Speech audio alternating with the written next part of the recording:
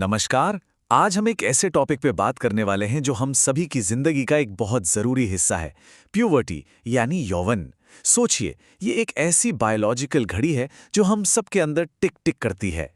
लेकिन कभी सोचा है, ये घड़ी कुछ लोगों के लिए इतनी जल्दी क्यों शुरू हो जाती है और कुछ के लिए इतनी देर से? और देखिए, ये कोई एकेडमिक सवाल नहीं है। इसका सीधा ताल्लुक हमारी सेहत, हमारे विकास और आखिर में हम क्या बनते हैं उससे है। तो चलिए आज इसी रहस्य से पर्दा उठाते हैं। सबसे पहले, जब हम कहते हैं नॉर्मल, तो प्यूबर्टी के लिए ये रेंज काफी बड़ी है।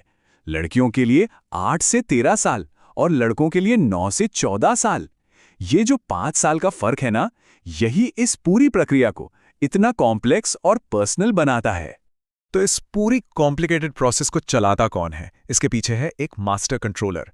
इसे कहते हैं HPG एक्सिस, यानी हाइपोथैलेमिक पिट्यूटरी गोनाडल एक्सिस। असल में यही वो सिस्टम है जो प्यूबर्टी के पूरे शो को डायरेक्ट करता है। इसे एक बड़े ऑर्केस्ट्रा की तरह सोचिए। कंडक्टर है हमारा हाइपोथैलेमस, जो दिमाग में बैठा है। वो GnRH नाम के हार्मोन के रिदमिक पल्सेस के साथ टेम्पो सेट करता है। फिर आती है पिट्यूटरी ग्लैंड, जो ऑर्केस्ट्रा के मेन म्यूजिशियंस की तरह हैं। वो इन सिग्नल्स को लेकर दो जरूरी हार्मोन रिलीज करती है, LH और FSH। और आखिर में गोनाड्स, यानी ओवरीज और टेस्टिस। वो पूरा ऑर्केस्ट्रा है जो इन सिग्नल्स पर रिएक्ट करके प्यूबर्टी का संगीत तैयार करते हैं। यहाँ एक बहुत जरूरी बात है समझने वाली। ये सिर्फ हार्मोन का निकलना नहीं है, बल्कि वो कैसे निकलता है वो सब कुछ तय करता है। ये कोई लगातार बहने वाली धारा नहीं है, बल्कि एक रिदम में, पल्सेस में होता है, जैसे कोई म्यूजिशियन बीट दे रहा हो। यही रिदम, यही पल्स सब कुछ कंट्रोल करता है। और इस रिदम का असर वाव कमाल का होता है। जब GnRH के पल्सेस तेज होते हैं, मतलब हर घंटे एक से ज्यादा, तो पिट्यूटरी ग्लैंड LH हार्मोन को ज्यादा रिलीज करती है। लेकिन जब यही पल्सेस धीमे हो जाते हैं, तो FSH हार्मोन का प्रोडक्शन बढ़ता जाता है। मतलब एक ही सिग्नल, बस टेम्पो बदला और पूरी धुनी बदल गई। लेकिन सोचिए, क्या हो अगर ये संगीत या तो वक्त से बहुत पहले शुरू हो जाए या बहुत देर से? जब ये बायोलॉजिकल घड़ी गड़बड़ा जाती है तो उसके नतीजे काफी सीरियस हो सकते हैं। जब ऑर्केस्ट्रा बहुत जल्दी बजना शुरू कर दे तो उसे कहते हैं सेंट्रल प्रिकोशियस प्यूबर्टी या CPP। और ये सिर्फ बच्चे का जल्दी बड़ा हो जाना नहीं है। इसका एक बहुत बड़ा खतरा यह है कि इससे हड्डियों की ग्रोथ प्लेट्स टाइम से पहले बंद हो सकती हैं, जिससे बच्चे की फाइनल अडल्ट हाइट कम रह सकती है। इसीलिए सही टाइम पर इसकी पहचान और इलाज बहुत जरूरी है। अब दूसरी तरफ, जब प्यूबर्टी में देर होती है तो डॉक्टर्स के लिए एक बहुत बड़ी पहेली खड़ी हो जाती है। क्या ये सिर्फ एक कॉन्स्टिट्यूशनल डिले है, मतलब बच्चा देर से मैच्योर हो रहा है, जो अक्सर नॉर्मल होता है, या फिर ये CHH जैसी कोई सीरियस लाइफ लॉन्ग कंडीशन है जहां हार्मोनल सिग्नलिंग सिस्टम में ही कोई गड़बड़ी है? इन दोनों में फर्क करना मरीज के भविष्य के लिए बहुत बहुत जरूरी है।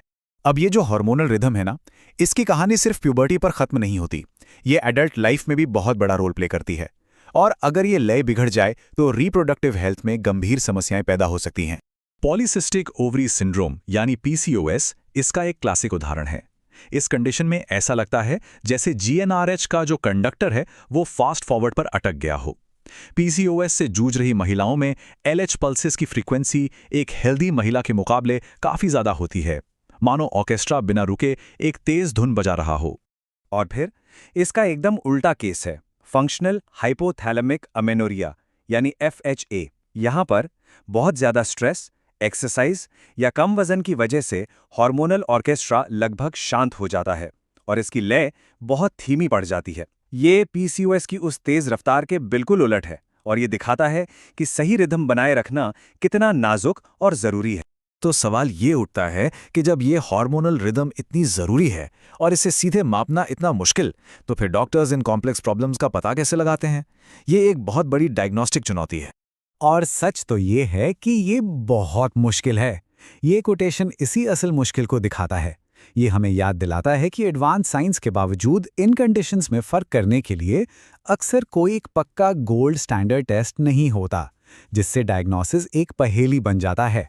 लेकिन अब एक नई उम्मीद की किरण दिखाई दे रही है। एक नया टेस्ट, जिसे किस्पेप्टिन स्टिमुलेशन टेस्ट कहते हैं, कमाल की सटीकता दिखा रहा है। हाल की एक स्टडी में जिन बच्चों ने इस टेस्ट पर पॉजिटिव रिस्पांस दिया, उनमें से 100% आगे चलकर नेचुरली प्यूबर्टी से गुजरे। 100%! ये एक बहुत बड़ी बात है। ये डायग्नोसिस की दुनिया में वाकई एक गेम चेंजर हो सकता है। तो जब ऑर्केस्ट्रा की लय बिगड़ जाती है तो क्या हम उसे ठीक कर सकते हैं? खुशी की बात है, हाँ, मॉडर्न मेडिसिन के पास इस हार्मोनल तालमेल को वापस लाने के लिए कुछ बहुत ही शानदार तरीके हैं। जैसे कि पल्सेटाइल जीएनआरएच थेरेपी। ये शरीर की अपनी नेचुरल रिदम की नकल करने का एक बहुत ही शानदार तरीका है। एक छोटे से बाहरी पंप के जरिए डॉक्टर्स शरीर को ठीक उसी तरह हार्मोन के पल्सेस दे सकते हैं जैसे हाइपोथैलेमस को देने चाहिए थे। ये शरीर के सिस्टम के खिलाफ जाने के बजाय उसके साथ काम करने का एक खूबसूरत उदाहरण है। और आखिर में ये हमें एक बहुत गहरे सवाल पर लाकर खड़ा कर देता है। जैसे जैसे हम हार्मोन्स की इस धुन को समझने और उसे ठीक करने में माहिर हो रहे हैं, हमें ये भी सोचना होगा कि नॉर्मल क्या है।